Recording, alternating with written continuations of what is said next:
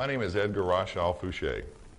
I'm here to speak about secret government technology, reverse engineering of alien artifacts, and the top secret MJ-12 committee, which I write with my author Brad Steiger. Brad, as you know, has published 143 books and has 15 million copies in print, which is pretty incredible. Before I'm through, you'll know exactly what the flying triangle is, the one that's been sighted around the world. It's the most exotic and classified aerospace vehicle that's ever been built. It may be stealthily hovering over Phoenix, Belgium, or your city. I'll show you pictures of Air Force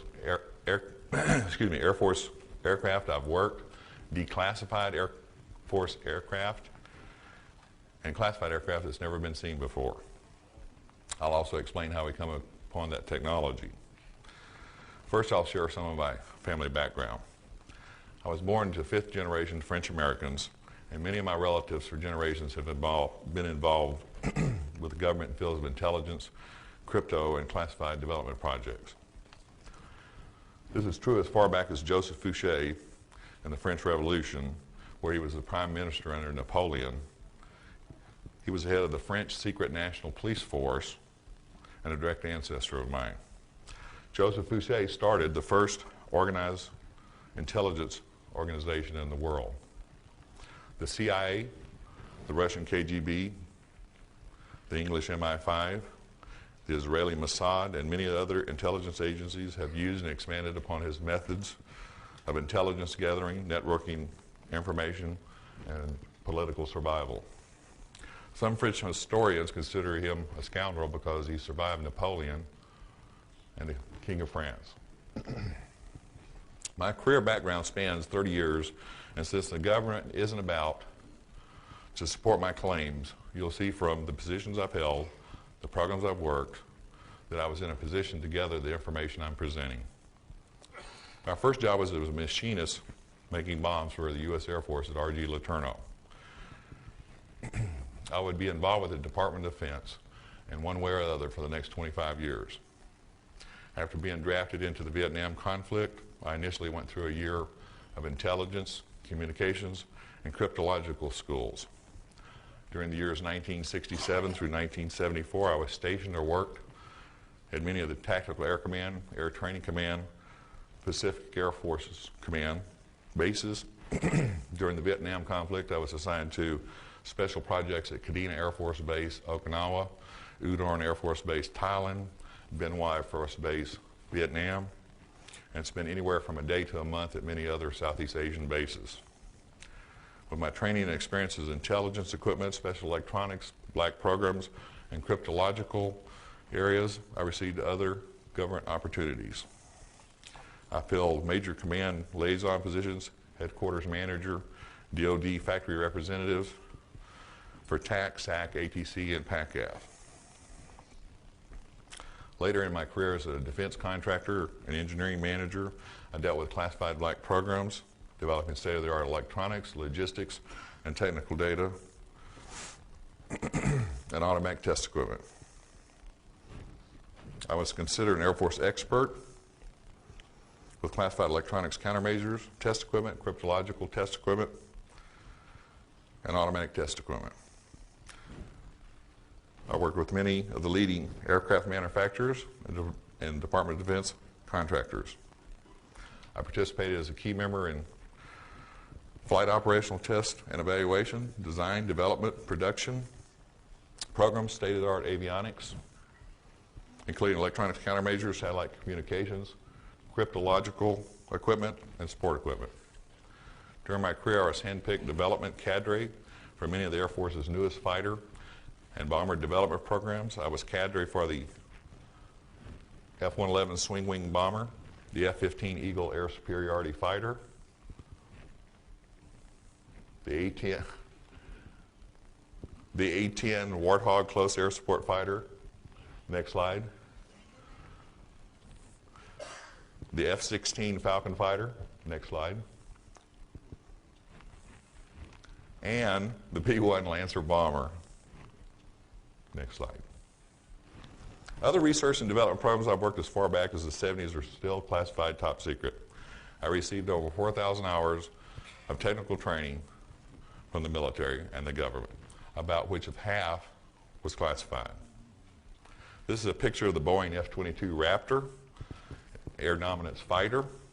My involvement with black programs developing stealth aircraft is still classified. I am perhaps the only person who has actually worked at top secret Groom Lake Air Base within Area 51 of the Nellis Range and written about it and can prove it. I spent 20 years working directly for the U.S. Air Force and DoD agencies. That's a F-117 at Groom. Followed by another 8 years as a defense contractor manager. My last position for the Air Force was Strategic Air Command Liaison.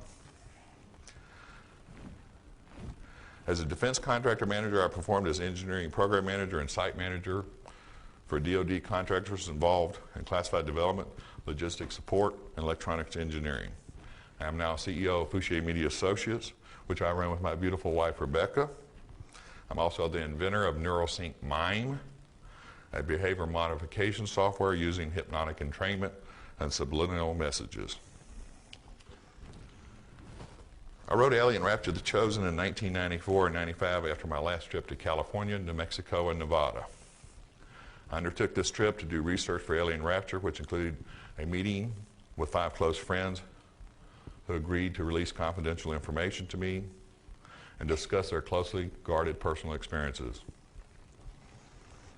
Also interviewed other contacts who had worked classified programs, such as SR-71 pilots and engineers on black programs, and others who had flown classified development aircraft to gather information on UFO sightings and contact.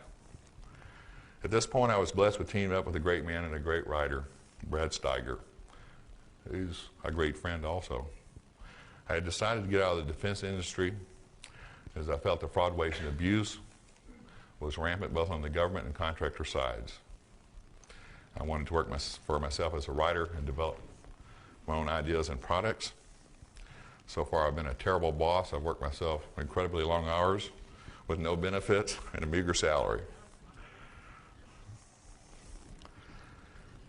Who were the 5 friends and co-conspirators, I like to call them, and a host of others, you might ask? The first friend was Gerald, a former NSA National Security Investigator and TREAT team member. TREAT stands for Tactical Reconnaissance Engineering Assessment Team. I think some of you call them Men in Black.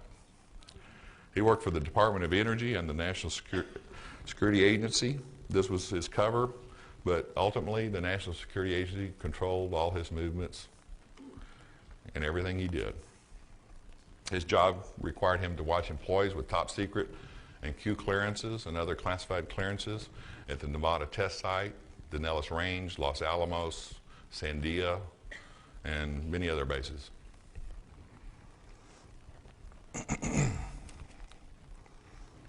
He spent a lot of time out at Area 51 for years before I even knew what he was involved in. This is where previously the most classified aerospace testing in the world took place. You may know it as Groom Lake, Watertown, the Ranch, or Dreamland. He was found dead of a heart attack a year after our last meeting. The second friend, Sal, was a person who worked directly for the National Security Agency with Electronics Intelligence, or ELINT, and became a defense contractor upon his retirement. The third friend, Doc, was an SR-71 spy plane pilot and a U.S. Air Force test pilot at Edwards Air Force Base. The fourth friend, Dale, and I were in the service together during the Vietnam conflict, and I've known him since the early 70s. His father worked for the NSA for over 25 years, and he's the one that sent me the MJ-12 documents. I'll discuss the MJ-12 documents last. The fifth friend, Bud, was a DoD contractor, electronics engineer, worked top secret development programs dealing with electronics countermeasures, radar homing and warning, ECM jammers, and infrared receivers. He retired as a program manager and later died of a brain tumor within 30 days after his symptoms appeared. I also received input from 4 other SR-71 pilots, 2 U-2 pilots, a TR-1 pilot, and about 24 fighter and bomber jocks. I got to the picture of the TR-3B, were a person in this latter group. At the time, I had no intention of writing about programs I was involved in due to the Secrecy Act and classification documents I had signed. I had my fill of working for the government and defense contractors. However, it bothered each of us that we'd had experience with unusual phenomena, extremely advanced technology, and witnessed unidentified aerial contact that had not been previously reported.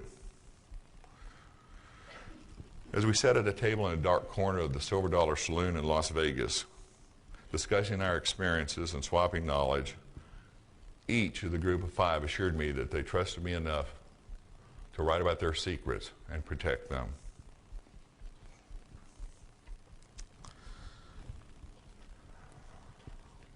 We agreed to get together the next year with an understanding that I would contact each of them and set up the meeting. In the meantime, I wrote down all of our notes and their input and their contacts from other friends about unusual phenomena and their personal sightings. Many of the things the group revealed to me were startling, even to me, who had worked 25 years on black programs.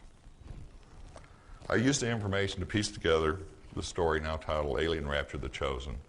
I'm going to share some of these secrets and unusual phenomena with you this afternoon. The SR-71 was designed as a spy plane for the CIA in the 60s and designated the A-12. The Mach 3 Plus aircraft first flew in 1962, taken off from Groom Lake Air Base in Area 51. Later, once the Air Force took over the operation, it was designated the SR-71 Blackbird. My friend Chuck, an SR-71 pilot, related to me an in-flight incident he had in the 1970s. He was returning from a reconnaissance flight, was at an altitude of 74,000 feet and a speed of Mach 3, 3 times the speed of sound. He noticed something flickering in his peripheral vision. Hovering over his left wingtip was a ball of dense plasma-like light. When he stared at it for more than a few seconds, it hurt his eyes. Chuck tried to use his UHF, VHF, and HF communication sets to no avail. There was nothing but static. Repeatedly glancing at the ball of light, he watched in amazement as it moved effortlessly about his aircraft. At one point, the light positioned itself a few feet in front of the spiked cone of the air intake inlet. The enormous amount of air rushing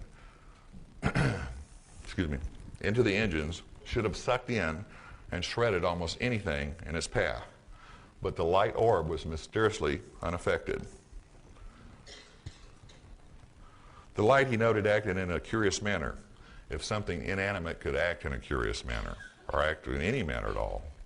It moved from time to time to other parts of the aircraft, staying until its approach to Beale Air Force Base, California.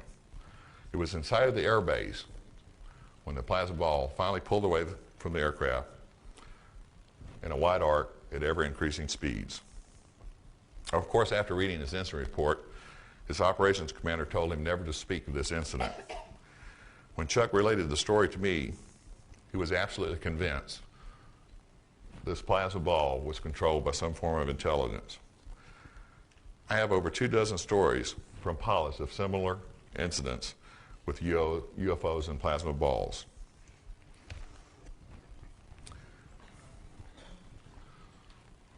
Have you ever heard stories about missing memory? Sal worked a program for 2 years in a top secret research facility in California. At the end of the program, he started having flu-like symptoms. And after several days of worsening symptoms, went to his company doctor. His company prescribed some medication and sent him home for 2 days. On the 3rd day, he woke up and couldn't remember where he worked or who he worked for. He called his brother. His brother, in a panic, called up the company. The company informed him that his job had been terminated because his contract had run out. Sal was the SR-71 pilot I spoke of earlier. To this day, and I can't say to this day, I haven't heard from Sal in 2 years. The only thing he could ever reconstruct was from his pay records, letter of offer, and his personal notes, engineering notes. to convince him he actually had worked there. The company in question was involved in developing the TR-3B gravity disruption device called the magnetic field disruptor, which is the circular accelerator part of the TR-3B, which I'll go into more detail in a minute. Have any of you ever heard of the super strong foil-like material at Roswell? I'm sure most of you have heard something about it. Another friend who worked for General Dynamics in Fort Worth described a program in which he worked a plasma accelerator in the mid-60s, researching gravity warping techniques. He is a physicist by education and trade. This was his first top secret program. He described a foil-like material, much like that discovered after Roswell crash. He described the foil as 12 layers of material less than 10,000ths of an inch thick. It was as flexible as a plastic trash bag, but virtually indestructible to piercing, burning, or cutting, which you've probably all heard before. Here's what you haven't heard. In order to cut the material used for the project, the material was supercooled, a large electrical charge was applied to polarize the molecular structure, and a laser cutter was applied in order to cut this material. Large ribbons of this material were used to reinforce the accelerator, which contained the mercury-based plasma that they started researching in 1965.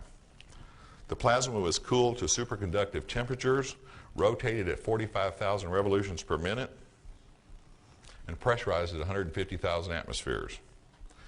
This would be considered state-of-the-art technology even today, some 30 years after he worked the project.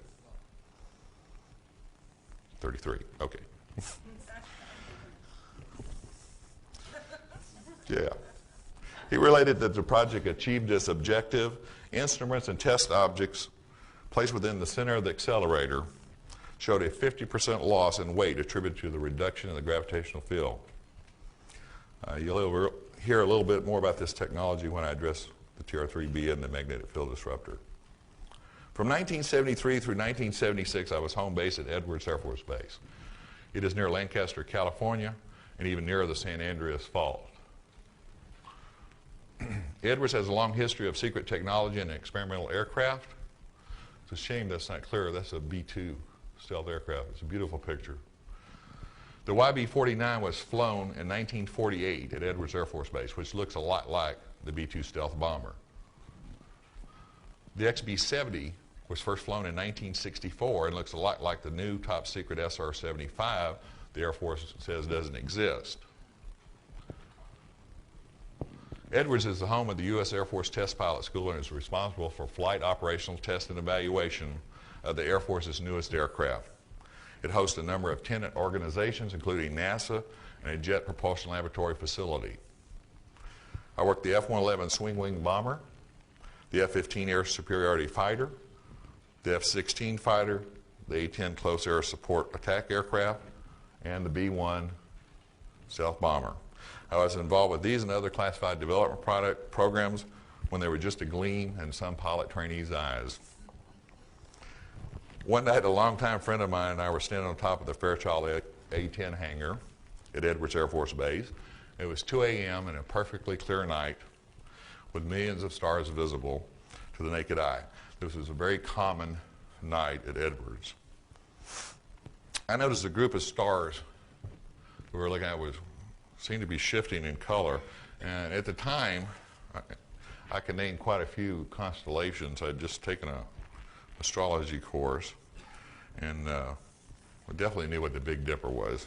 I made a C in that course, I think, or a B. So I pointed out to my friend that the three stars near the Big Dipper in triangular formation were not supposed to be there. We watched as the strobing stars shifted in color from a bright blue to a reddish yellow. After a period of about 20 minutes, we could tell that the objects weren't stars because they were getting larger. This was somewhat unnerving. It was further unnerving when the space in between the stars started blocking out the stars in the background. We decided it probably was a top secret Air Force vehicle of some type. Still, we weren't sure. At the time, I didn't believe in UFOs. And that's the honest truth. The vehicle had gone from half the size of the Big Dipper to twice its size and a half hour. It had moved from the west to the east towards Edwards Air Force Base. About that time, we could make out the silhouette or outline of the triangle. The lights, or possibly exhaust, flared brighter and vanished in an instant from the sky. This experience wasn't my first sighting, but it was one of the few where I had a witness.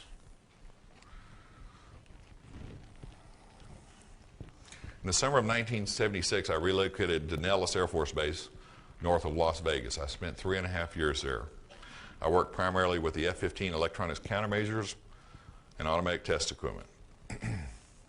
I'd heard rumors of air bases located in the desert at places called Mercury, Indian Springs, and others that didn't even have names at the time.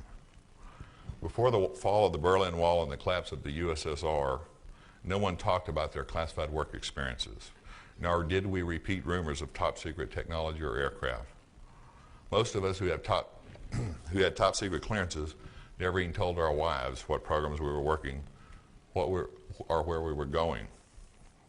I once spent 6 months in Vietnam while my wife thought I was at a classified school in Denver, Colorado. The military in a court of law has actually denied the existence of classified Air Force Base inside the Nellis Range, out in the Nevada desert, within Area 51.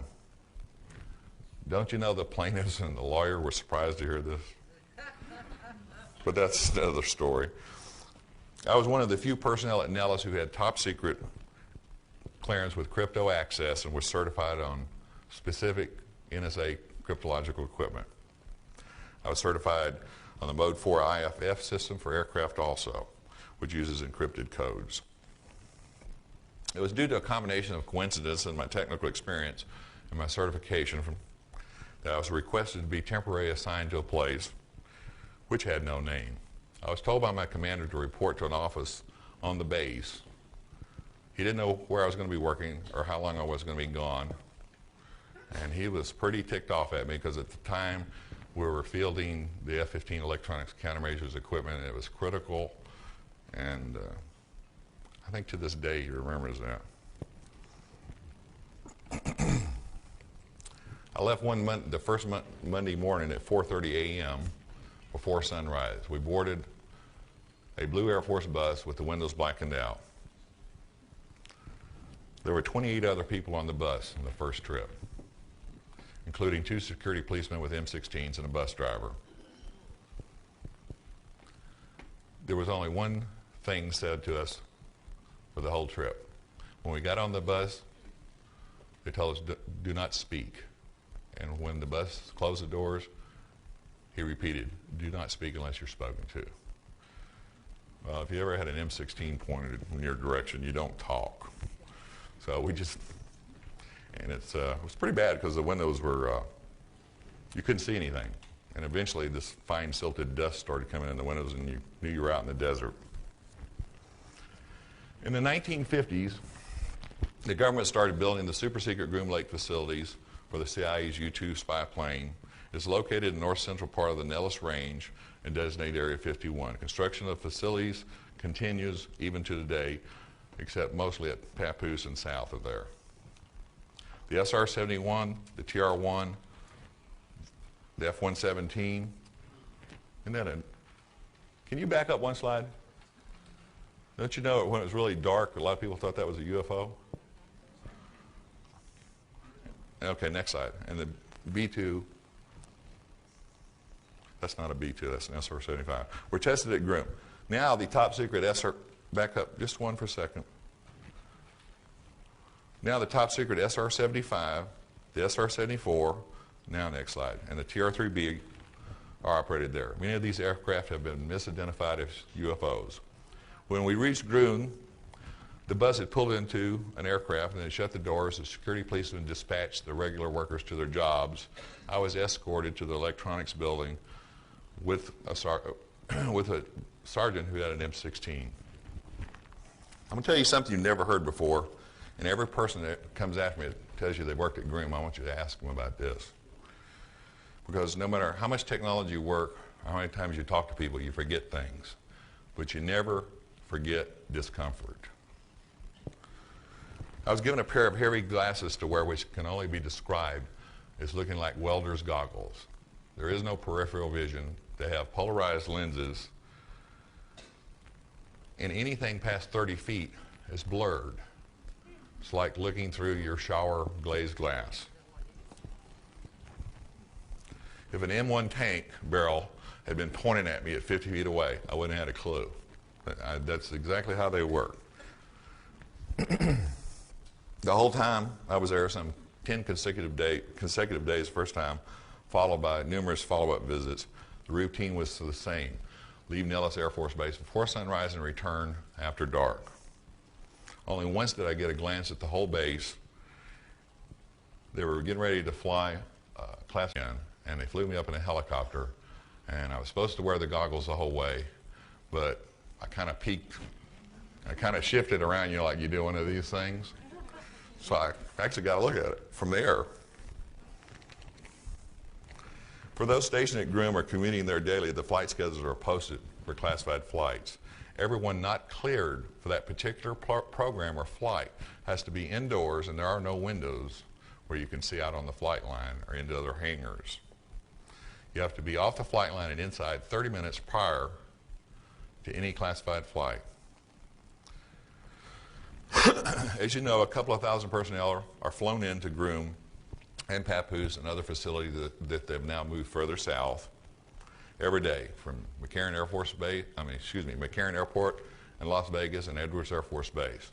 Many people drive in from Tonopah to live north of the range.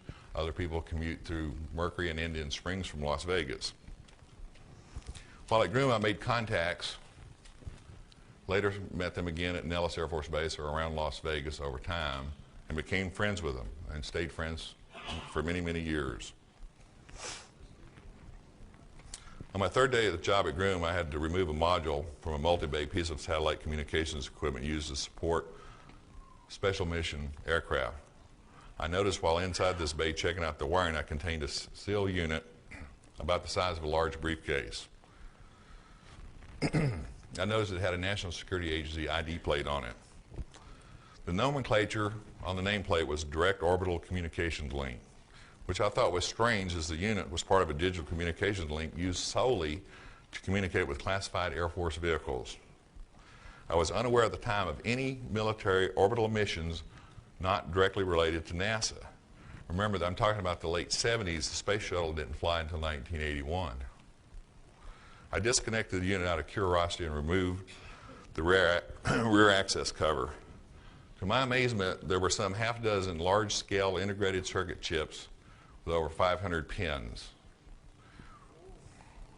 The inspection stamp was 1975, so you have to visualize what we have today going back to 1975 when, did we even have TRS-80s then?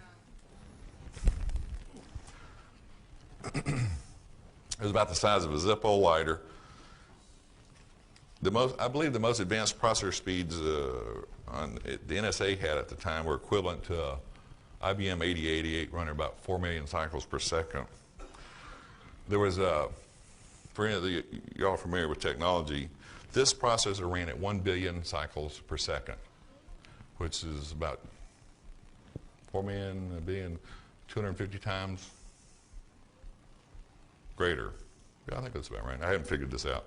But the reason I knew it, the clock speed was 1 billion cycles per second. There was a clock synchronization jack on the back of this unit, a BNC connector, which was labeled. And I had a frequency counter, and I actually measured it.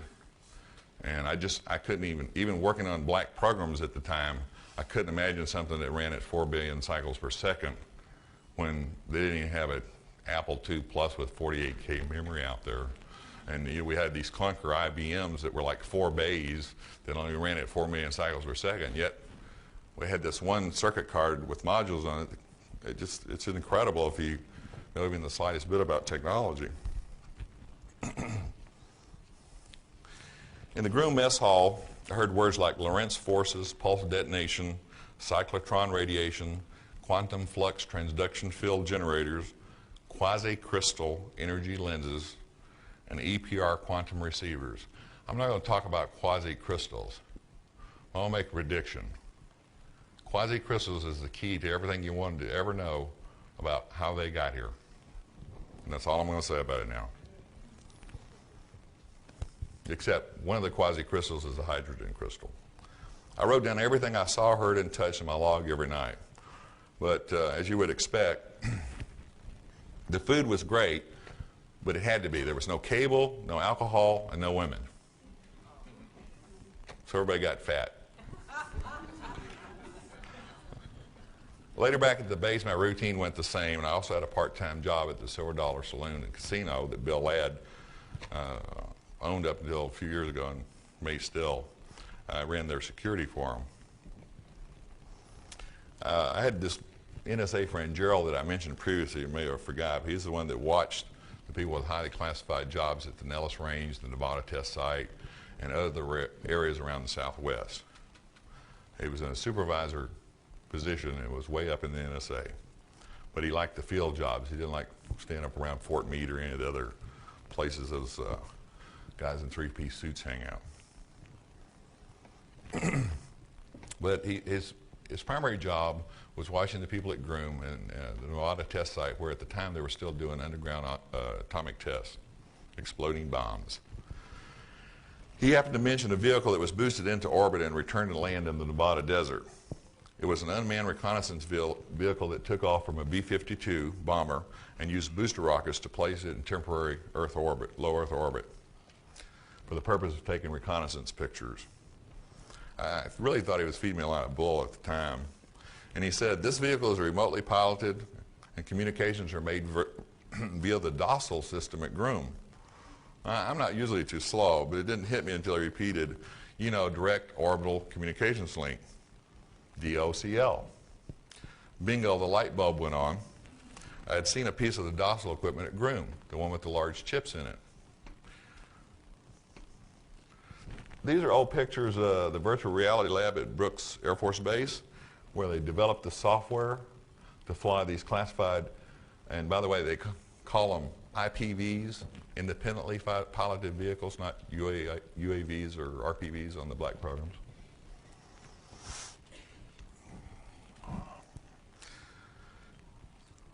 After I agreed to, has there only been one of these showed? Okay. There. After I agreed with my friends to write the story, there was a lot of discussion on who would stick their neck out. I don't know what that tells you about me. But they were, long after we were researching this book, they stayed with the defense industry, and I got out. So I was the only one directly tied to them, so it fell on my shoulders. I talked to several military judge advocate general lawyers, or JAGs. Well, I actually did. I actually made appointments with them. And I told them I'd worked many classified programs and I wanted to write a fiction story that is technology-based. I was told I couldn't name any real individuals with real clearances or covers or their working names, and I haven't. I was also told I couldn't discuss any details or technology of secret programs I had been personally assigned to, which I haven't done. Then I was told as long as I did that, I could damn well write what I wanted to, and I have. Of course, I didn't tell them I was going to write about the government conspiracy to cover up UFO contact and reverse engineering of government, reverse engineering of alien technology, or that I was interviewing SR-71, U-2, TR-1, and the SR-75 pilots that I made contacts with over the years and had flown classified aircraft. But I didn't think that was important at the time to tell them. You don't think that was important? But you know, you give the government too much information, they just screw it up. In the summer of 1992, the five friends and I, there were six. See, when I run out of five fingers, I just get confused. I had completed my notes from our first meeting interviews. On my last trip to Nevada in 1994, without benefit of my friends, I wanted to use some information from some other retired military friends and cross-check my facts. Everything I've written about an alien rapture, I've got from at least two sources. I have a lot of stuff that I haven't written about, and I probably won't, that I couldn't verify. And every one of these sources, I either knew directly for 20 or 30 years who'd worked blank programs, or only talked to their closest friends that they'd also known for many years. We did not talk to one person that somebody hadn't known for at least 15 years. We didn't want any strangers appearing with information. We only trusted our closest friends. Bud, one of my co-conspirators, had informed me he had a cancerous tumor and was going through some serious depression. He died 30 days. It was just incredible. He found out on a Thursday that he was having numbness and dizziness. Went to the doctor, found out 3 days later he had a cancerous tumor, and 29 and a half days actually later, I talked to him the night before he died. He was gone. So this was a blow to all of us. He was our guru. The remaining three friends, Sal has dropped from the face of the earth. It's hard to define paranoia in a group of 6 people like we were at the time doing what we were trying to do. But Sal was the most paranoid, and he's called us up a little over 2 years ago and said, I don't know if you're going to hear from me again, because we actually had a publisher and were convinced we may have a chance of getting this out before the government set on it, so he just freaked out. I like to imagine that he's like on some island in the Pacific drinking Mai Tais or something, I hope. Let me talk about my friend Doc. He has a theory that UFOs seem to like fast aircraft.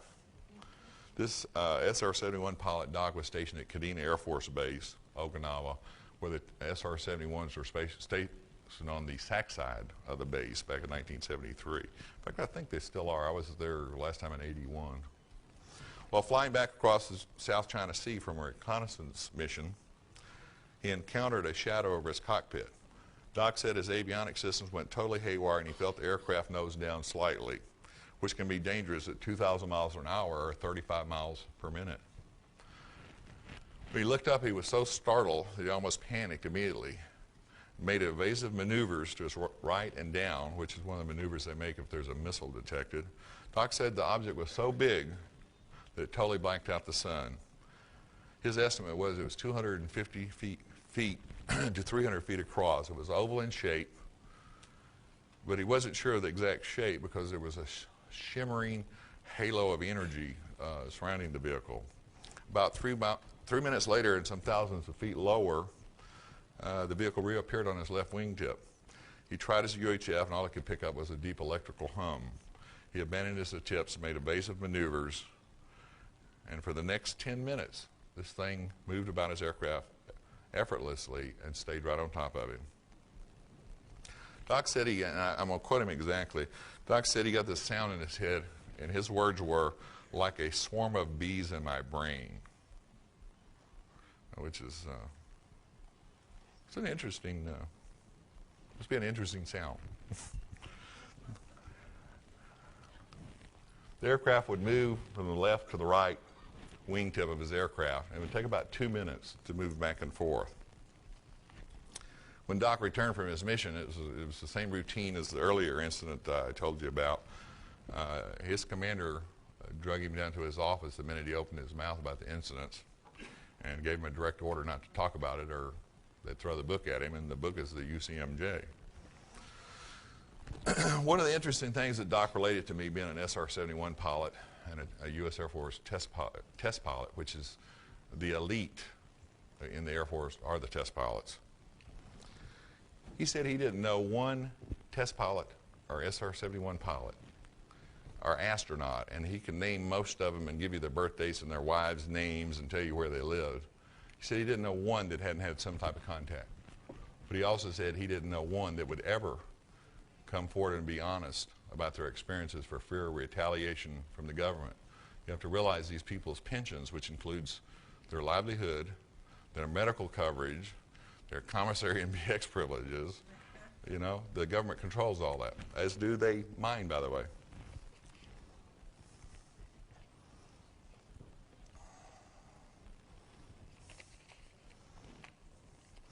Doc had a friend, Dave, who was kind of a righteous kind of guy. He didn't drink or smoke, and I've met the guy. He kind of rubs you a little, but it's people that are too perfect make those imperfect people a little uncomfortable, I guess.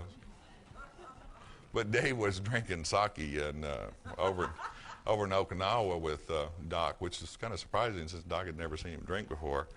And he explained to him that he didn't start drinking until his last reconnaissance flight over eastern Russia. When he returned, Dave was so delirious that his crew, and I don't mean flight crew, I mean support crew on the ground, had to pull him out of the aircraft. Dave didn't know when he had taken off, what had happened, or how he got back. He woke up 2 days later at the Naval Regional Hospital in Okinawa. To this day, he remembers nothing of the flight, but he's also every night since this flight had nightmares, and his words were, "Something got to me up there in the air." He still drinks. Oh, that's good or bad, but he didn't talk about it. He didn't tell the flight surgeon. In the military, if you go to the flight surgeon and they see anything at all that seems unusual or unstable, they ground you.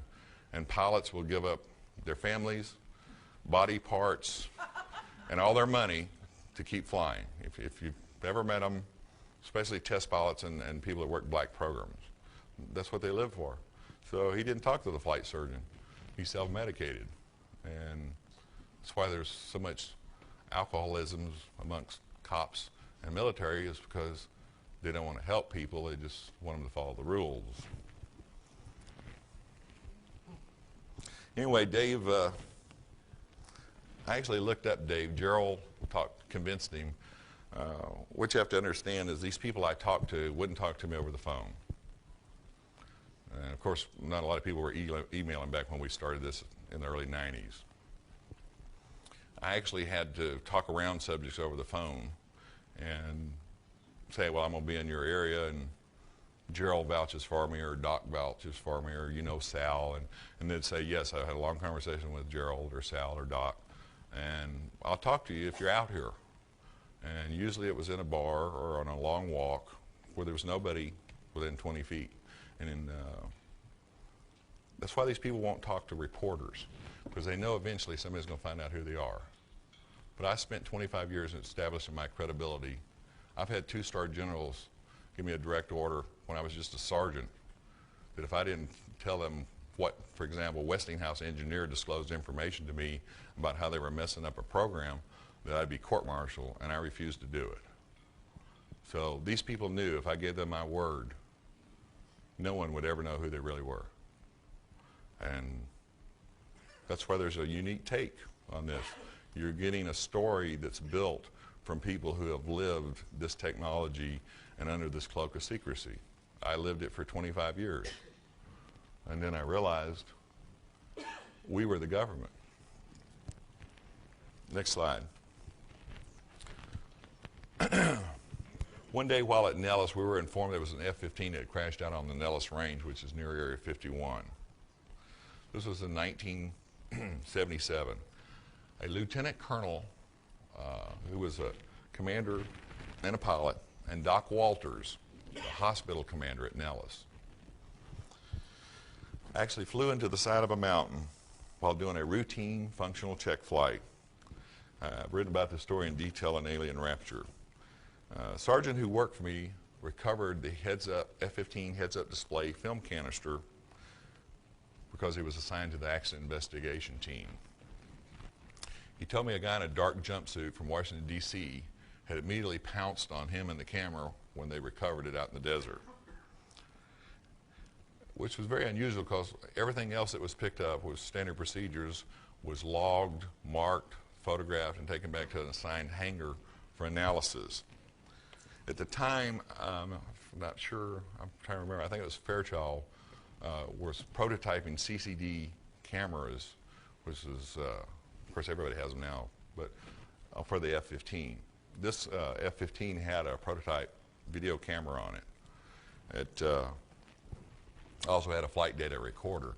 This guy in the jumpsuit, when they were recovered, were turned over to him without question.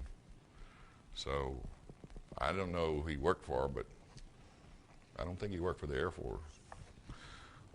A couple of weeks after the crash, Gerald, and in fact, it's funny because first time I ever met Gerald was at Silver Dollar Saloon, and he didn't drink, but people with security clearances under a lot of pressure tend to drink or have other problems, and that's why he watched them. But Gerald had told me that Lieutenant Colonel, who's the pilot of the F-15 that had crashed, along with Doc Walters, radioed the Nellis Tower, and it said, and his words were, and I write everything down so I can quote other people instead of being glib. He said, "This extremely large thing is over my aircraft." Right on top of him, he screamed to the tower.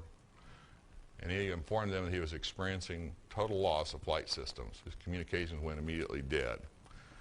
Less than 3 seconds after the communications ended, they flew into the side of a mountain. Check it out. It's in the newspapers. Back then, there was lawsuits, too.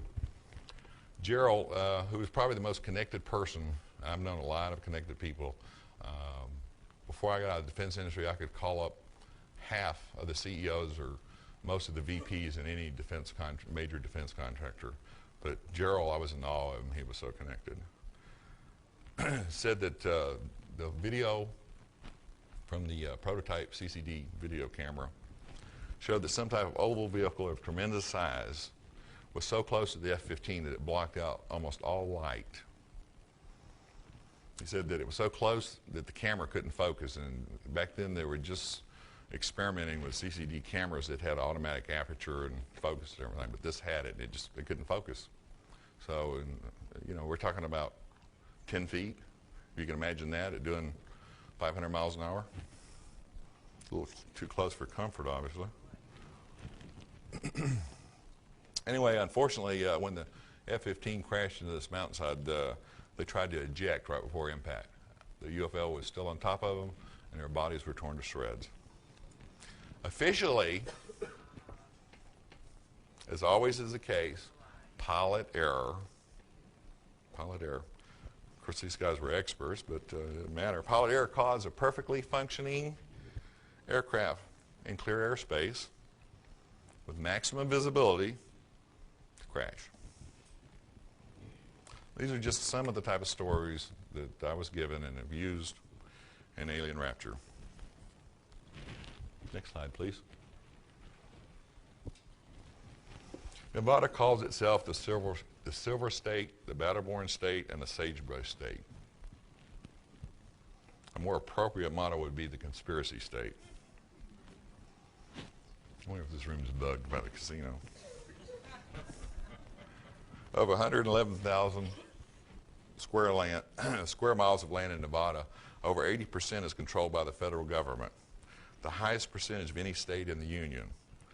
If it were not for the gaming industry, the federal government would be the largest employer, with 18,000 military and another 20,000 government contractors working at places like the Nevada Test Site, the Nellis Range, the Fallon Naval Air Station, and the Tonopah Range, and the aerospace industry. And by the way, you'll probably hear this eventually with somebody that comes forward, but the Nellis Range is not the most classified facility, Area 51 or Groom Air Base is not the most classified facility in Nevada, and neither is the stuff around Papoose. EG&G provides classified research, development, and services for the military and government. EG&G supplied the technical and scientific support for nuclear testing and energy research and development programs. EG&G provided large diameter drilling and mining and excavation equipment for underground and mountainside facilities. They built these hidden bunkers, mountainside hangars, and vast underground facilities at Groom, Papoose, Mercury, and other places in Nevada. These facilities and observation posts are extremely well camouflaged. In fact, I keep wanting to tell you these little anecdotes, but I'm afraid I'm going to run out of time if I do. But we'll take some questions here. In 1972, EG&G was granted an indefinite contract called Project Red Light to support the DOE and military. It gave them responsibility to assist in recovery of nuclear materials in cases of mishaps, and to provide aerial and ground security. Gerald said that they were also responsible to the DOE and NSA and the MJ-12 committee, whether or not you believe in that, for reacting to sightings of UFOs and crashed vehicles and recovery of alien artifacts, as they're called. Okay, so now you say, what's going on today? The Hillary platform, the Avro saucer, that's the Hillary platform, the Avro saucer, and the Northrop wings were aerospace vehicles where advanced technology, which emulated UFO characteristics, were tested. See the date that was flown? 1948? And everybody thinks the B-2 stealth bomber is just, you know, kind of funny. It looks a lot like it. Dr. Paul Hill, a lot of you probably read his book. He's now deceased. There's going to be a lot of that going around. Was a UFO investigator for NASA for over 30 years. Everything he wrote in his notes was classified top secret, and he couldn't publish it. But his book got out because his daughter published this manuscript. If you want some more technical information, I suggest you read his book too. Lockheed's Advanced Development Projects Division, known as the Skunk Works, developed the A-12 for the CIA. What's really funny is 30 years after they built the SR-71, it broke the land speed record from LA to New York in 1 hour and 4 minutes. And it still didn't fly its max classified speed or altitude. Area 51, the Groom Air Base Facilities, has a 6-mile long runway, the longest in the U.S. The Department of Defense and the CIA used it for the Air Force's most exotic vehicles. You ask, why a 6-mile long runway? Well, up until the SR-75, the vehicles that came after that, you need a runway with high takeoff speeds because they also have very high landing speeds. They have 75-degree or more radical swept-back wings, but the newer vehicles don't need long runways, so they've moved out of Groom. My sources estimate that up to 35% of SDI funding was siphoned off to provide primary expenditures for the Air Force's most secret black program ever, which started in 1982. For those that haven't already figured it out, the Aurora program is not a vehicle. The Aurora program is a code name for the ongoing project to research and develop advanced aerospace vehicles. And there have been a number of them, and we'll get to that. For the last few years, high-tech buffs have speculated at least one new and exotic aerospace vehicle existed, the SR-75, the first operational Aurora program vehicle, went operational after 2 years of flight testing in 1989. The top secret SR-75 is a hypersonic strategic reconnaissance spy plane called the Penetrator. It is a mothership, which I'm getting into here. Hypersonic speeds, by the way, start at Mach 5. The SR-75 replaced the SR-71. Now, this thing's been flying operational for 9 years. This is old technology. The new SR-75, I call it new because it's new to a lot of people, is capable of positioning anywhere in the world in less than 3 hours. It carries multispectral sensors such as optical, radar, infrared, and laser. The SR-75 far exceeded the classified military speed and altitude records of the old SR-71. The SR-75 has attained altitudes of over 120,000 feet and speeds exceeding Mach 5 or 5 times the speed of sound. That's over 3,300 miles per hour. From takeoff to landing, the 75 can make a round trip from central Nevada at the time to northeast Russia and back in under 3 hours. I suggest if you're hurried, don't take the Concorde. Can everybody read that in the back? It's 162 feet long and 98 feet wide. The belly stands 10 feet off the ground. I know, Gerald was 6 feet, but 2 methane and LOX fueled high bypass turbo ramjet engines are housed under each wing. Now, I'm going to skip to the next slide because I'm running behind.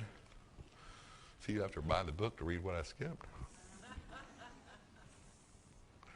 The SR-75 and the daughter ship SR-74 were built by Lockheed Advanced Development Company, which everybody knows is Skunk Works.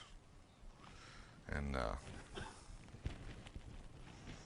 the SR-74 daughter ship is called the Scramp. It's kind of cute, huh? But it stands for Scramjet and Rocket Propulsion. The Scramjet is a supersonic combustion ramjet. Gerald and one other source witnessed the first flight of the SR-75 with the SR-74 piggyback out of Area 51 before my friend Glenn Campbell moved in up there and scared them all off. It was sitting piggyback to SR-75. And he said,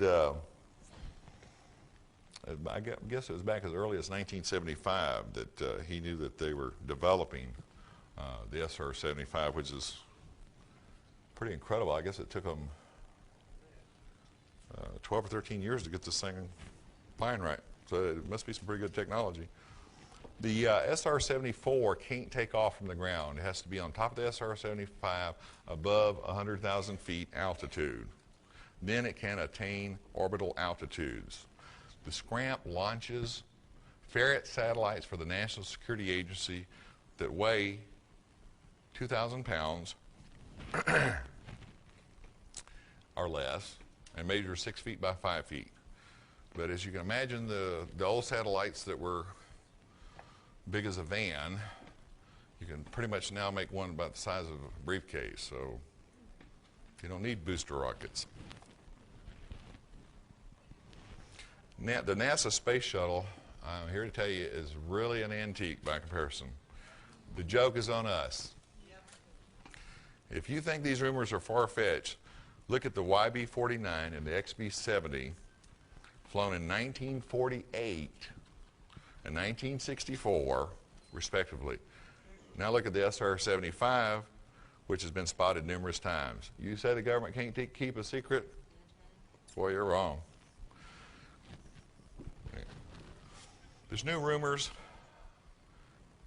from my sources that two new vehicles have been placed in permanent orbit. One of these vehicles is the Space Orbital Nuclear Service Intercept Vehicle, SUNCIV. When you hear it from another reliable source in 10 years, you'll remember this. It's codenamed Locust. The SR-74 and the TR-3B flying triangle can deliver spares, replacement units, service fuels, chemicals, and modules to the SUNCIV, or Locust. The robotic SUNCIV uses deliverables to service, calibrate, repair, and replace parts on the newer NSA, CIA, and NRO ferret satellites. And I know for a fact that they were developing a robotic repair of electronics equipment as far back as '81, because I worked a program to where they didn't want technicians looking at the equipment. Remember, I was in the forefront of automatic test equipment when they didn't even have a computer to automate anything with. Finally, I've saved the best for last, the operational model of the TR-3B. A friend of mine said he'd never forget the sight of the alien-looking TR-3B landing at Papoose, south of Groom. The pitch black triangular-shaped TR-3B is rarely mentioned, and then only in whispers. Next slide. The original TR-3B was 200 feet across, the prototype. It was codenamed Astra, and I was just informed by Jeff Rentz when I did his radio show that Astra has connections all the way back to the Indian flying vehicles several thousand years ago, which is interesting. They codenamed it Astra. The tactical reconnaissance TR-3B first flight was in the early 90s. The triangular-shaped, nuclear-powered aerospace platform was developed under the top-secret Aurora program. By 1994, there were $3 billion-plus operational models. The operational model is 600 feet across. This flying triangle is not fiction. If you don't believe me, ask the tens of thousands of people who have now spotted one version or another of it, from Belgium to England. Ken can tell you about people that have seen it in England to Arizona. The TR-3B vehicle's outer coating is reactive to electrical radar stimulation and can change reflectiveness, radar absorptiveness, and color. The polymer skin, when used in conjunction with electronics countermeasures and ECCM, can make the vehicle look like a small aircraft, flying cylinder, or even trick radar receivers into falsely detecting a variety of aircraft, an aircraft in another location, multiple aircraft, or no aircraft at all. The circular plasma field accelerator ring, called the magnetic field disruptor, surrounds a rotatable crew compartment. It's far ahead of anything you've ever imagined as far as technology. Sandia and Livermore Laboratories developed a reverse engineered MFD, and I believe the government will go at any lengths to protect this technology. But you're not going to be able to build one of these from what I tell you, nor am I. So the government will go to any lengths. Believe me, the plasma in this accelerator is mercury-based. It's pressurized at 250,000 atmospheres at a temperature of 150 degrees Kelvin, superconductivity, and accelerated to 60,000 revolutions per minute to create a superconductive plasma with a resulting gravity energy. The MFD generates a magnetic vortex field which disrupts and neutralizes the effects of gravity on mass within proximity by 89%. Do not misunderstand. This is not anti-gravity. Anti-gravity you can use as a propulsive force. The mass of the circular accelerator and all the mass within the accelerator, such as the crew compartment, avionics, MFD systems, fuels, environmental systems, and nuclear reactor, are reduced by 89%. This causes the effect of making the aircraft extremely light and able to outperform any aircraft yet constructed, except of course those we didn't build. TR-3B is a high-altitude stealth reconnaissance platform with indefinite loiter time. Once you get it up there at speed, it doesn't take much propulsion to maintain altitude. With the vehicle's mass reduced by 89%, the vehicle can travel at Mach 9 vertically or horizontally. So for those that have had sightings of things making right, and they're not perfect right turns, obviously. Nothing can make a perfect right turn. It's against the laws of physics. But it sure looks like a right turn at a distance. For those that have seen it, that's how they do it. The TR-3B uses 3 multi-mode thrusters mounted on each corner of the triangular platform. I was going to go into liquid hydrogen, oxygen, rocket engines, and all that. Next slide, but I'm not going to have any time here. The multimode propulsion system can operate in the atmosphere with thrust provided by the nuclear reactor, and in the upper atmosphere with hydrogen propulsion, and in orbit with combined hydrogen and oxygen propulsion. The original picture of the TR-3B was taken with a digital camera that was carried on a Special Operations C-130 out of Hurlburt Field. It was flying mission support for the TR-3B. The current picture, by the way, that was developed with 3D Studio from that digital picture hangs in the black vault at Lockheed. That's all I can tell you about that. Minimum of 4. Next slide. That is a C-130, by the way, that he was flying. Many sightings of UFOs are not alien vehicles, but top secret TR-3B, other Aurora vehicles. Next slide. That was the original digital picture. Next slide. I do have 25 minutes? Okay, I'm skipping along. So. Really?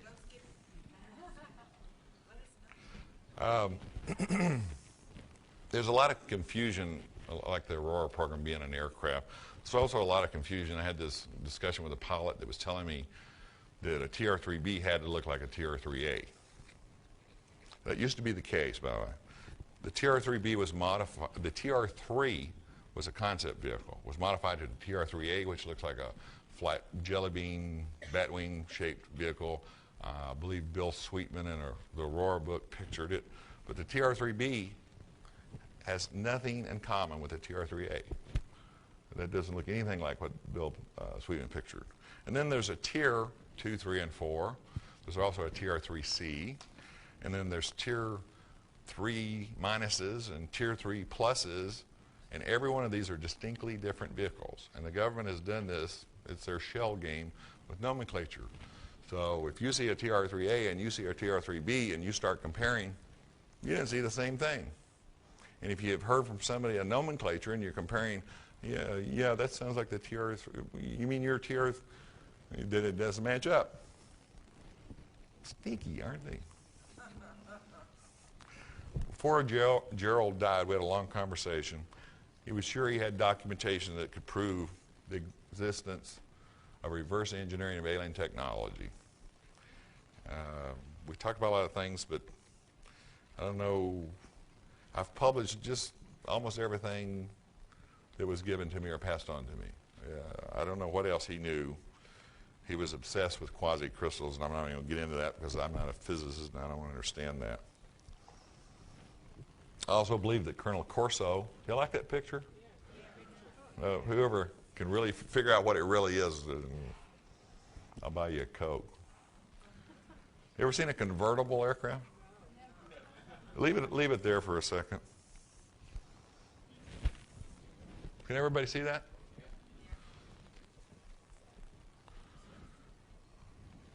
I'm going to just leave it here just for a second. I'm deviating from our program here. I received the MJ-12 documents from Dale, who I mentioned earlier is one of my 5 closest friends for over 20 years.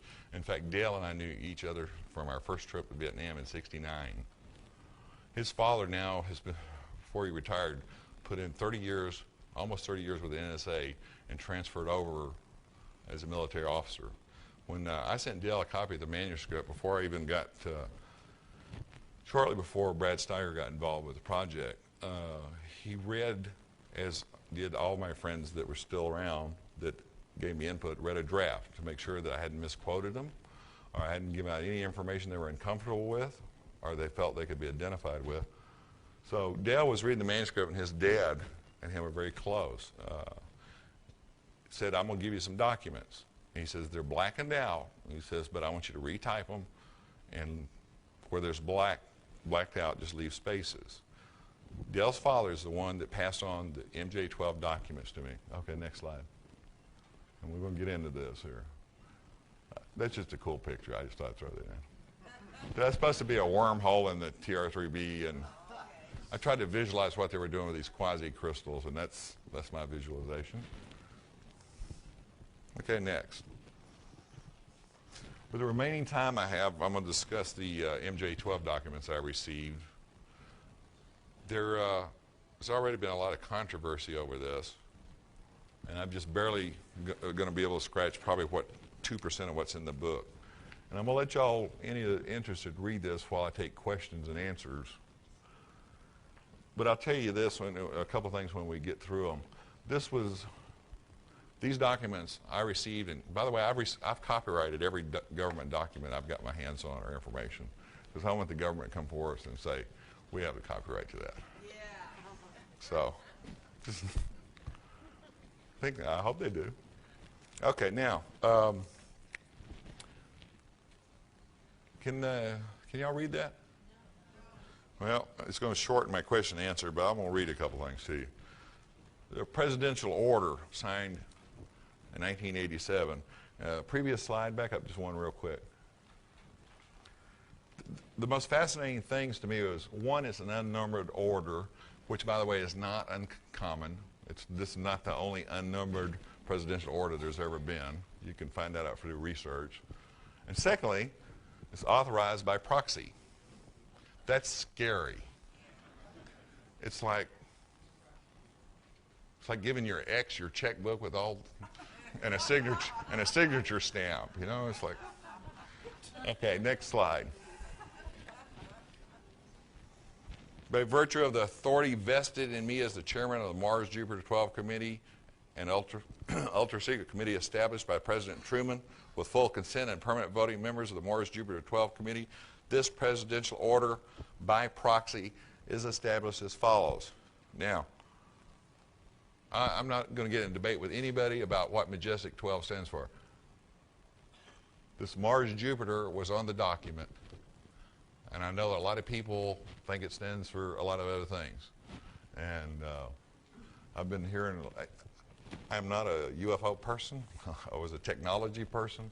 I haven't read a lot of these books, but I heard there's a, is it Sitchin that discuss 12th planet. So I believe these documents are real. Whether or not you believe them, is, you know, it's your right. But Mars-Jupiter 12 has never been used in with Majestic 12 or MJ 12. So I wanted to clarify that this is definitely different. I know it, you know it. And for those that think I might have mistyped something wrong, that's the way I got it. Charter. This is pretty scary stuff. There is hereby established a strategic group of key government personnel called the Mars-Jupiter 12 Committee, referred to as MJ-12, with the authority to take any action to the maximum extent possible in relation to foreign or alien data, materials, information, technology, artifacts, and extraterrestrial biological entities, all hereafter referred to as foreign artifacts, which may bear upon the national security of the United States of America. Amendments to this charter and foreign artifacts, materials, and information shall be classified to the highest levels available to the U.S. government. The MJ-12 Committee's actions and directives will be referred to as a program outside the MJ-12 membership. The MJ-12 Committee shall have sole United States governmental authority to direct each FA aspect, foreign artifact, or substance, and to make sure that each foreign artifact, make such foreign artifact available to the President or the members of the MJ-12 Committee. Next slide.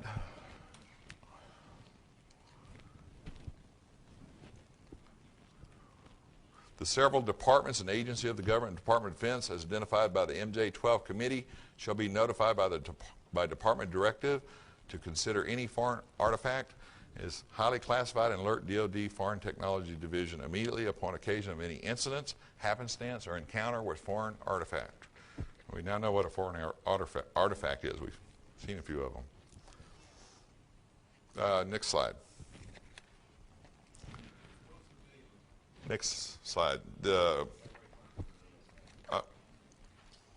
Before somebody really good at researching discovers the date on the go back one? Yes, ma'am. Okay. Before somebody just I'm sorry. I'm going to deviate from this just a second. I want to clarify something. Certain dates and names are left out of these documents. I personally fill them in. Brad and I talked about who was most likely the person. We did our best guess. But before somebody really good at research discovers that February 22nd is my birth date, I'm going to tell you it is. The year was in there, but not the date, so I put the February 22nd in. It's cool. It's George Washington's birthday. Now, the original MJ-12 documents presented by Brad Steiger, Stanton Friedman, and Shandera, I think I'm getting the name wrong, but referred to an attachment D, or autopsy report. Next page, next slide. These are just dates and names that are very similar to the original MJ-12 document. Next.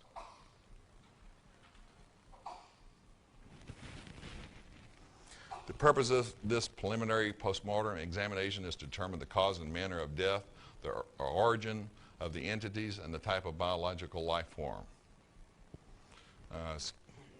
We're not going to get to the meat if we don't move through this general stuff. Next one. This basically talks about unidentified debris, where it was crashed, who was there. Next slide. Now what you have to remember is I received and copyrighted this information prior to 1994. This is before Corso ever wrote his first draft. It is before the alien autopsy film was known about even by Tim Shawcroft, who I just did a video interview with last night, and they were the first to publish the alien autopsy. All this was copyrighted before anybody knew anything about things that have come since. And this is another thing that validates these documents, at least for me. One is the fact that they discussed that all the bodies were identical. And trust me, when the military says identical, we're talking identical. I'm not going to read the details because there's some highlights I want to get into. Next slide. You're talking about the covers. Don't go back, but on the previous page, at the end it said a dark, coarsely textured, flat, black, seamless, almond-shaped apparatus covers each eye with no apparent attachment points. For a lack of better description, eyeglasses or sunglasses come to mind. Perhaps their apparatus is an aid in distance viewing, blocking harmful solar radiation, enhanced spectrum detection, low light or infrared vision, or some other unknown use. Again, I'll make a point of this. Before Corso wrote about seeing these funny lenses, before the alien autopsy, y'all that seen it, remember them peeling off these little black lenses for everybody that says aliens have black eyes. Well, these guys have been hanging around Hollywood because they're wearing shades. Okay? They are not their natural eyes. They have some type of lens. All this was copyrighted prior to 1994. We have documentation. We can prove it to anybody, just like I did the Brits.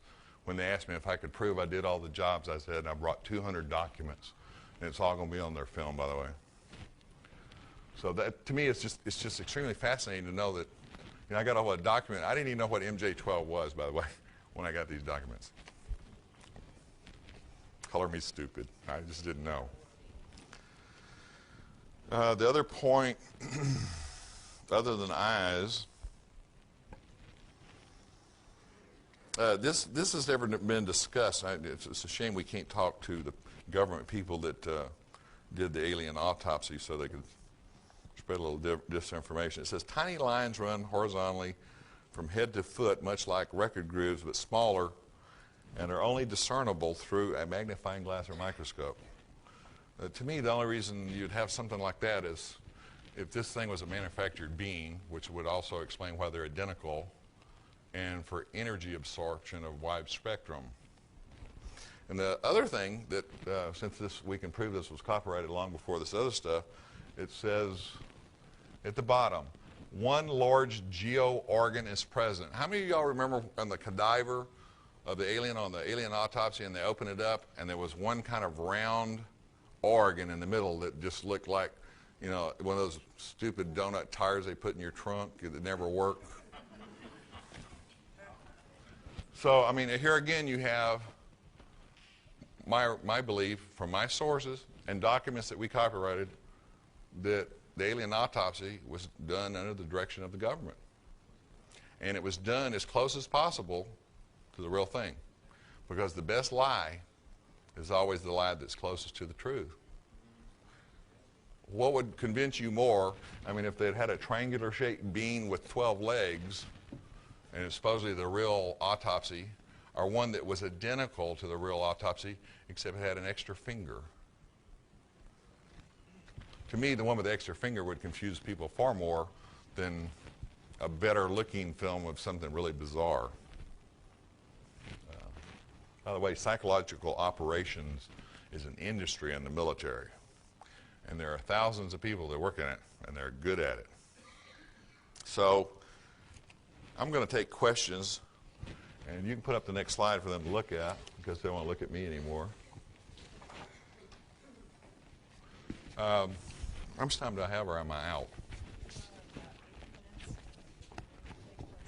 Okay. I promised you, if you wanted to ask a question. You have that?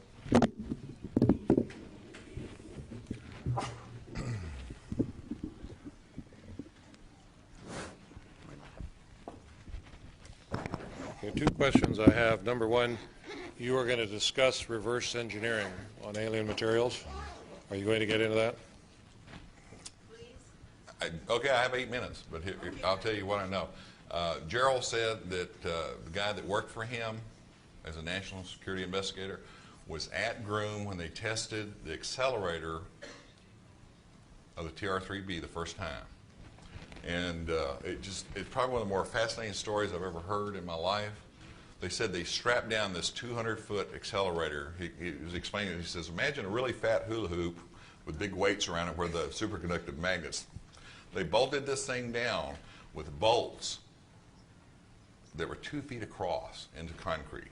The chain links were 6 feet. I mean, if you can imagine a chain link out of steel. They bolted this thing down. He said he couldn't believe it. It was just like the Manhattan Project. They didn't know if this thing was going to burn a hole through the earth, set off a chain reaction in the atmosphere, or take out everybody in northern and central Nevada.